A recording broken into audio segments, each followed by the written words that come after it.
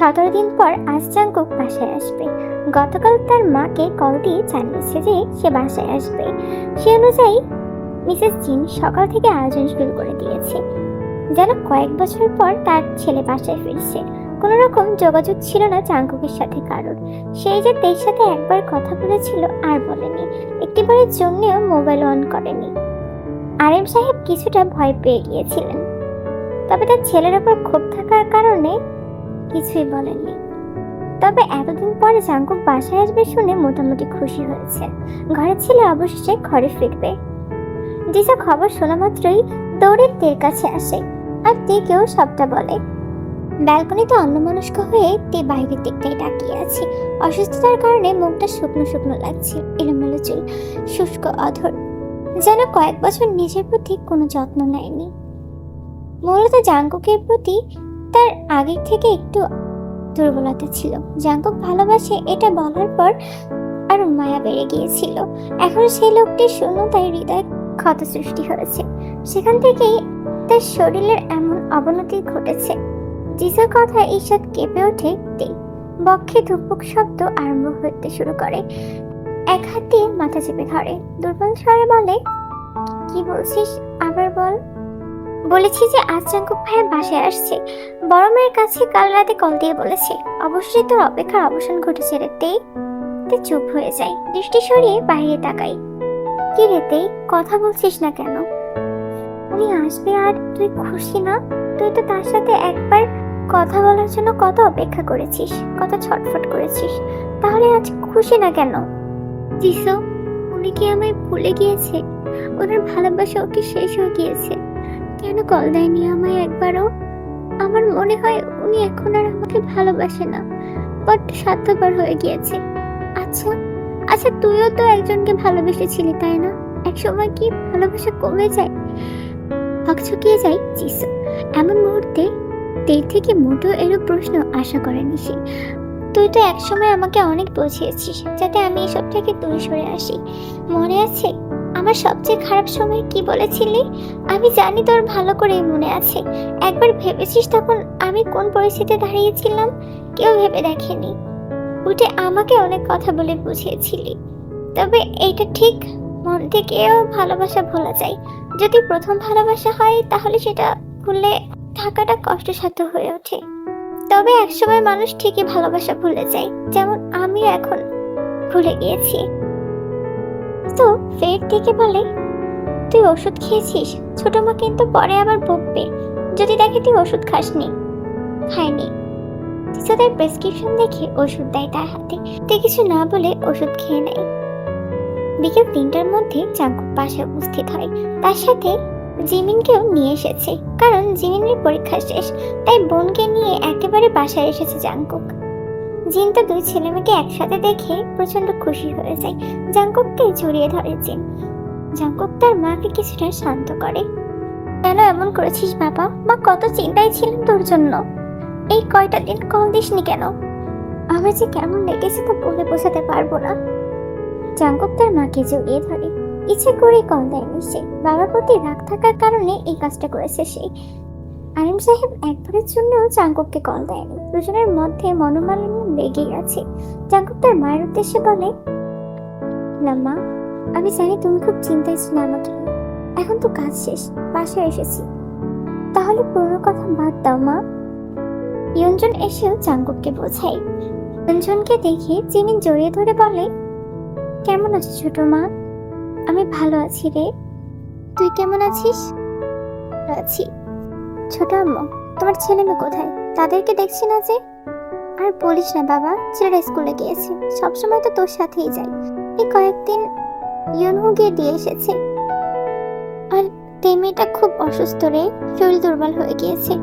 ডাক্তারও দেখিয়েছি, ওষুধ দিয়েছে, কিন্তু কোনো উন্নতি দেখছি না।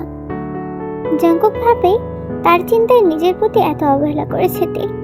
সেই দিন কিভাবে কেঁদেছিল। জাঙ্কুকের প্রচন্ড অনুশোচনা হয়। বুকের মাঝে চিনচিন ব্যথার অনুভব হয় জাঙ্কুকের। আর কিছু বলতে পারে না সে। চেঞ্জ হতে চলে যায় রুমে।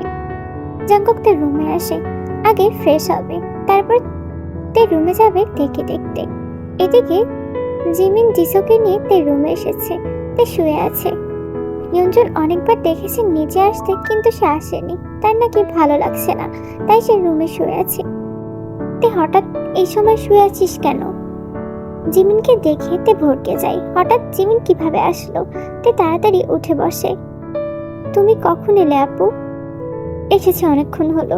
তুই তো দেখা করতেও আসলি না, তাই আমি চলে আসলাম। কি অবস্থা এখন তোর? ছোট মা বললো তুই নাকি অনেক অসুস্থ, এখন ঠিক আছিস তো? জি আপু, এখন মোটামুটি ভালো আছি। তুমি কেমন আছো? আর কার সাথে এসেছো? একবারও তো বলনি আমাদের। আরে আমার আসার ইচ্ছা ছিল না, ভেবেছিলাম পরীক্ষা শেষে কয়েকদিন বান্ধবীদের সাথে ঘুরবো, কিন্তু কাল রাতে ভাইয়া কল দিয়ে বলল সকালে আমায় নিয়ে আসবে, তাই আমিও রাজি হয়ে যাই। ও আচ্ছা আচ্ছা, তেই আমি যাই, এখনো চেঞ্জ করিনি, ফ্রেশ হয়ে আসছি। জিমি চলে যাওয়ার পর জিসু থেকে বলে, জাঙ্কুক ভাইয়ের সাথে দেখা করতে যাবি না তেই? জিসু মূলত তেকে জানানোর জন্যই কথাটি বলেছে। দিসো, বাজে বকিস না, তুই এখান থেকে এখন যা। তার কাছে কল দিয়ে কাটতে পারিস, অথচ আমি কিছু বললেই দোষ। তে কিছু না বলে ব্যালকনিতে চলে যায়। জিসু অপর পাশ থেকে কোনো উত্তর না পেয়ে রুম থেকে চলে আসে। ব্যালকনির গ্রিল ধরে দাঁড়িয়ে আছে তে। রাতের শহরে যে যানবাহনগুলো ছুটে চলেছে সেগুলো মনোযোগ দিয়ে দেখছে। আশেপাশে তার মন নেই। রাস্তার পাশের ফুটপাতের উপর মানুষের হাঁটা চলা দেখছে, চাইলেই ছুটে চলে যেতে পারে, কিন্তু এখানে দাঁড়িয়ে থেকে দেখতে তার ভীষণ ভালো লাগছে। পিছন থেকে জাঙ্কুক অনেকক্ষণ পকেটে হাত গুজে দাঁড়িয়ে আছে, তার দৃষ্টি তার প্রেয়সীর দিকে। যদি বাহিরটা দেখা শেষ হয়ে যায় তাহলে পেছনে তাকাও। পরিচিত সেই কণ্ঠস্বর। পেছনে তাকাই, জাঙ্কুককে দেখি পিছিয়ে যায় কিছুটা, কিন্তু সে আগায়নি। তার জায়গায় আগের মতোই দাঁড়িয়ে আছে, চোখ মুখে শান্ত ভাব, ভ্রুজোড়া কিছুটা কুঁচকে আছে। তে তার কপালের পাশ থেকে ওড়নার সাহায্য নিয়ে ঘাম মুছে ফেলে। এতদিন পর লোকটাকে দেখে কেমন অদ্ভুত অনুভূতি সৃষ্টি হয়েছে মনের এক কোণায়। রোগী কি অনেক অসুস্থ নাকি? চেহারায় এই অবস্থা বানিয়েছো কেন? তে এক নাগাড়ে চেয়ে আছে, কোনোরূপ উত্তর দিচ্ছে না। খানিকটা বিরক্ত লাগলো জাঙ্কুকের এমন বিরক্তিকর প্রশ্নে। জাঙ্কুকের বিরক্ত লাগছে তের চেহারায় এরকম অবস্থা দেখে। আচ্ছা, কথা যেহেতু বলছো না, আমি চলে যাচ্ছি, তুমি থাকো।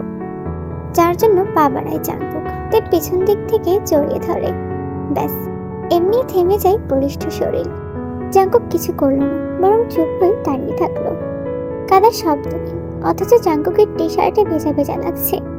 তেকে সরিয়ে দেয় জাঙ্কুক, কণ্ঠে কাতরতা এনে বলে, আমি শুধু দেখতে এসেছি তুমি সুস্থ আছো কিনা। কেঁদে আমার টি শার্ট ভেজাবে নিশ্চয়ই সেজন্য আসেনি। তো চোখের পানি দ্রুত মুছে ফেলে। শুধু কি এটার জন্য এসেছেন? সবাই বাহিরের অসুখটা দেখে, মনের ভিতরে যে এক অন্যরকম অসুখ বাসা বেঁধেছে সেটা কেউ দেখতে চায় না। যার জন্য এমন অসুখ সৃষ্টি হয়েছে সেও দেখতে চায় না। আমি ভালো আছি, খুব ভালো আছি, আপনি চলে যান এখান থেকে, স্বার্থপর পুরুষ। অন্যদিকে ফিরে গেল তে। জাঙ্কুক আবার তাই দিকে ফিরে দাঁড় করায়, স্বাভাবিক স্বরে বলে, কি অসুখ হয়েছে তোমার? আপনি নামক অসুখে যে আমি আক্রান্ত সেটা কি আপনি জানেন? আপনি সব জানেন, শুধু ইচ্ছা করেই না বোঝার ভান ধরে আছেন। কেন এত কষ্ট দিয়েছেন আমায়? কি অসহনীয় কষ্ট! আপনার মতো মানুষকে তা বুঝবে? মন নামক জিনিসটাই তো পাথর চাপা দিয়ে দিয়েছেন। আপনি সত্যি একটা স্বার্থপর সুবিধাবাদী পুরুষ। তার হাত টেনে বক্ষে জড়িয়ে ধরে মেয়েটাকে। খানিকটা জোরে কথা বলার কারণে তার শরীর কাঁপছে। দুর্বল শরীর, তার উপর জাঙ্কুকের উপর জমে থাকার রাগ। টি শার্টের দুপাশ চেপে ধরে। জাঙ্কুক তার প্রেয়সীর মাথায় হাত বুলিয়ে দেয়। আমি জানি প্রেয়সী, তুমি কষ্ট পেয়েছো, কষ্ট পেয়েছো। তোমাকে ভালোবাসা জিনিসটা ঠিক কি সেটা বোঝানোর জন্য এরকম একটা পরিস্থিতি দরকার ছিল। কিছুদিন আগে তুমি বলেছিলে না আমায় ভালোবাসো না, তাহলে আজ কেন এত পাগলামো তোমার? হেঁচকি উঠে যায় তের। অনিচ্ছায় চোখের নোনা পানি মিলিয়ে যাচ্ছে টি শার্টে, যেও নিজেকে নিয়ন্ত্রণ রাখতে পারছে না। কত শত কষ্ট সহ্য করেছে, সেগুলোর কাছে এসব চোখের পানি সামান্য মাত্র। যদি ভালোই বেসেছেন তাহলে দূরে গিয়ে এত কষ্ট কেন দিয়েছেন? মাঝে মধ্যে অসহ্যকর ব্যথা অনুভব হতো, এটা সহ্য করা অনেক কষ্টকর ছিল। আমায় ছেড়ে কেন গিয়েছিলেন? জাঙ্কুক আলতো করে হাসে। এর উত্তর আমি দিয়েছি, তুমি সহ্য করে নিতে, তাহলে তো এমন হতো না। যাই হোক, তোমার শরীরের এই অবস্থা কেন? এর জন্য কি আমি দায়ী প্রেয়সী? হুম, সব দোষ আপনার। আপনার জন্যই সব হয়েছে। আপনি এভাবে দূরে না গেলে আমার এমন অবস্থা হতোই না। আচ্ছা, তাহলে এই সেই মনের অসুখ যেটা আমার জন্য হয়েছে? সব বুঝলাম। কিন্তু তুমি যে আমার টি-শার্ট এভাবে ভিজিয়ে দিচ্ছ, তার কি হবে? জামা কি মরেছে তোমার যে এভাবে কাঁদছো? তে জাঙ্কুকের থেকে সরে আসে। আপনার থেকে এর চেয়ে ভালো কিছু আশাই করা যায় না। জাঙ্কুক মুখটা তের কানের পাশে নেয়, ফিসফিস করে বলে, তুমি কি যাচ্ছ? পরক্ষণেই মুখটা সরিয়ে আনে জাঙ্কুক। তে বেয়াক্কেলের মতো চেয়ে আছে। জাঙ্কুক আবারও বলে, ছি, প্রেয়সী চিন্তা ভাবনা তার এমপি সাহেবের থেকে এত দ্রুত এগিয়ে চলে এসেছে। আপনি প্রথম বলেছেন। জাঙ্কুকদের হাত ধরে বলে, হয়তো তোমার আমার পথ চলা এতটাও সহজ হবে না প্রেয়সী, অনেকটা সংগ্রাম করতে হবে। তবে ঠিক একদিন তুমি আমার হয়ে যাবে। এমন পরিস্থিতি বারবার আসতে পারে প্রেয়সী, নিজেকে শক্ত করো। ভেবেছিলাম বাসায় এসে তোমাকে আরো কড়া কথা শোনাবো, তবে তোমার চোখ মুখ দেখে আর সাহস পেলাম না। ভালোবেসেছো, এখন কষ্ট তো পেতেই হবে, এটাই নিয়ম। নিজেকে শক্ত করো। দূরে সরে গিয়েছিলাম, তবে ভালোবাসা একটুও কমেনি। প্রেয়সী শোনো, তের প্রেমের উপন্যাসের প্রতিটি পাতায় জাঙ্কুক নামটি থাকবে। আমি কথা দিলাম তোমায়।